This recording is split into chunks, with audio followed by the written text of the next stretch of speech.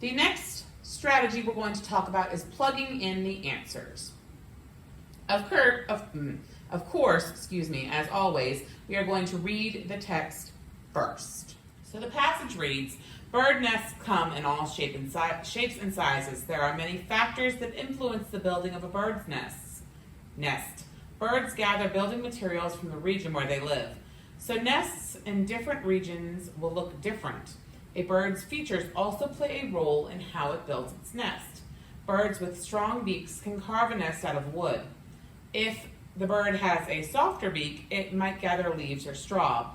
Bird nests are as different as the birds who build them. Many birds burrow their nests into tree trunks and branches. The woodpecker looks for old trees that are starting to die.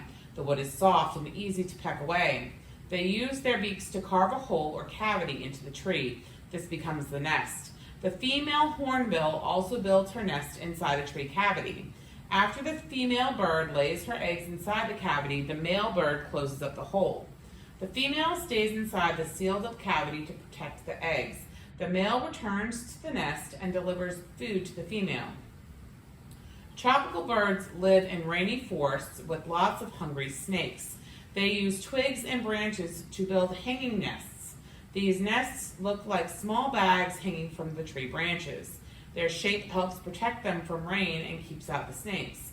Some hanging nests even have a fake entrance to trick snakes. Robins make simple nests from soft materials. They often line an old cup with paper, grass, or straw. Then they hide their nest away in a small nook like a windowsill or bush. Seabirds, on the other hand, must build their nests out in the open. The sand makes a perfect nest for their eggs. They might bury the eggs or just lay them in a big group right on the shore. Birds share a common purpose in building their nests, to protect themselves and their eggs. But because birds are so different from each other, their homes end up looking very different. A bird's home shows us a lot about the type of bird that lives in it. Then we're going to read the question. In paragraph 2, what is a cavity? So I found paragraph 2, and I need to plug in the answer choices where the word cavity is in paragraph 2 to see which choice makes the most sense. So I find where cavity is located, and I highlight that sentence. And in this instance, cavity is used twice in the second paragraph. So I highlight that sentence. They use their beaks to carve a hole or cavity into the tree. This becomes the nest. The female hornbill also builds her nest inside a tree cavity. So before I even go plugging in answer choices, I can eliminate B. Why? Because we're talking about birds' nests, and a tooth has nothing to do with that. So the sentence says they use their beaks to carve a hole or cavity into the tree. So my choices are A, C, and D now. Let's fill them all into this spot where cavity is.